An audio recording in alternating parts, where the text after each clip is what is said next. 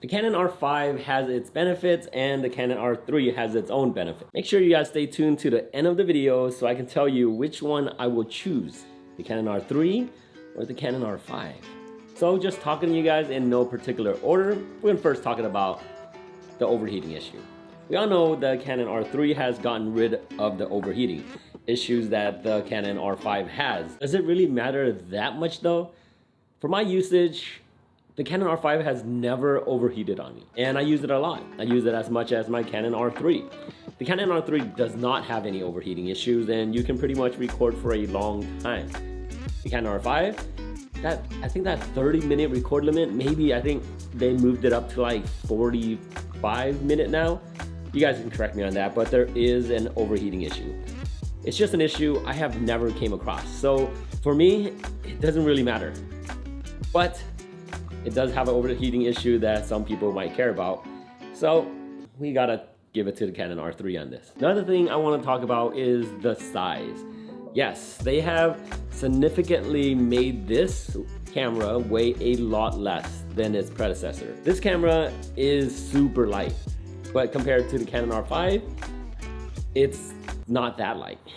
If you're talking about the Canon R5 and its battery grip, then yeah, it's gonna be heavier than the Canon R3. Plus, the way the Canon R3 looks and feels is just so nice, even with this vertical grip. The Canon R5 doesn't have to have a vertical grip. That's only if you really need it.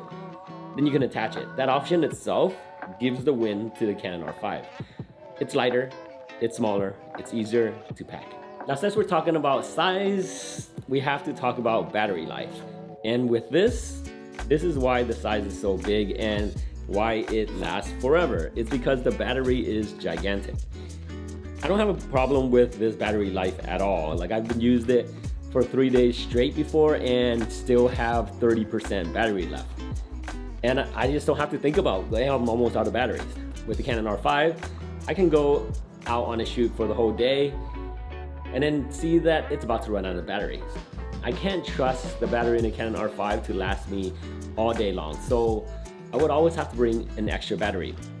I don't really have to bring an extra battery with this. But with big batteries comes big battery chargers. You're already packing something this big into your backpack. Now you gotta pack something this big to charge your battery. Look at this size. This is as big as my R5 just to charge this battery.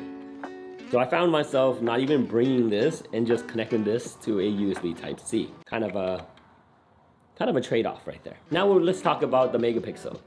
In such a big body, I would expect a little bit more megapixels, but it only has 24 megapixels compared to the Canon R5 45 megapixels. 45 megapixels is big. That means you gotta have a big memory card. That means you gotta have a big storage spot and a fast computer to edit those big files. This is 24, more than a lot of people need. If you're just posting on Instagram, this is all you need. 24 is plenty. With lower megapixels comes higher ISO. This has better low light performance than the Canon R5. And all this experience and all these things that I'm saying is from the usage that I have put on this camera and on that camera. That's how I kind of really experience it and then say, darn, this one does have amazing low light performance. The Canon R5, it's not bad, it's just not as good as this. The autofocus in the Canon R3 is supposed to be so amazing. And don't get me wrong, it is so amazing. It lives up to everything that it said. The Canon R5 still has amazing autofocus. Like, I don't even notice how much better this is because the Canon R5 autofocus is already super fast, super good. I love it. This thing, I love this too because it's not a big difference where I'm like, I gotta have this because Canon R5 just isn't doing it. It is.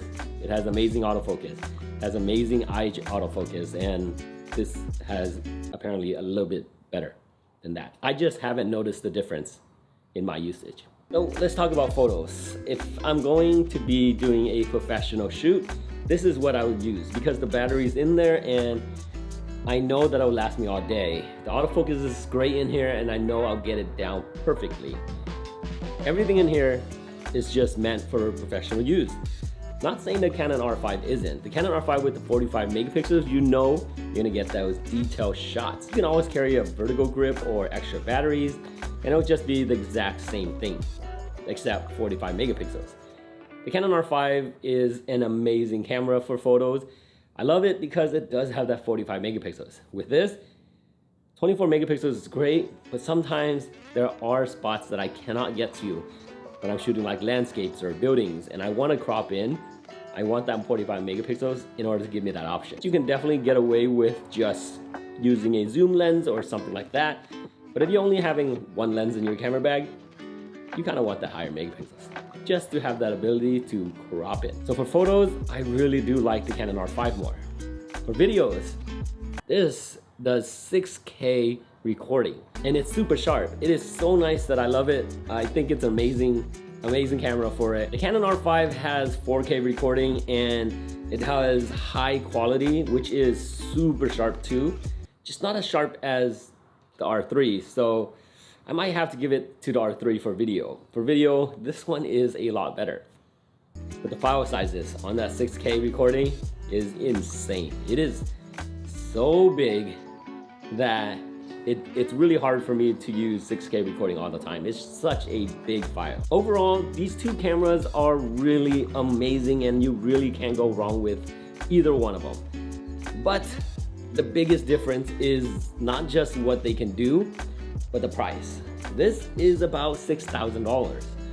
The Canon R5 is $3,800. With that extra money, you can throw on a lens into Canon R5.